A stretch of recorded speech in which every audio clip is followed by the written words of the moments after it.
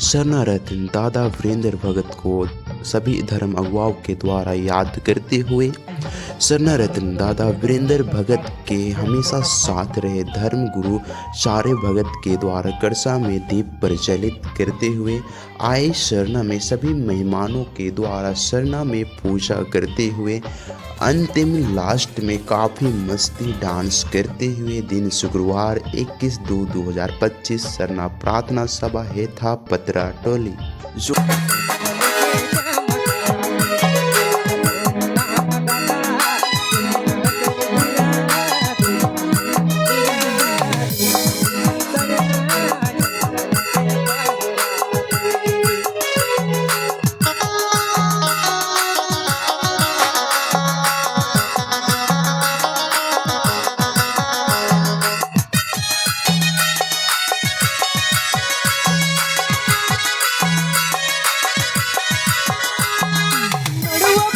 buzzer मकलियन धन कर पूजा सबके बाताले बताय है शरण पूजा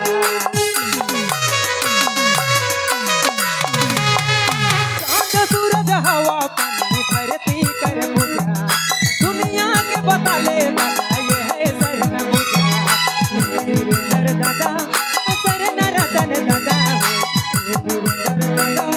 शरण रतन दादा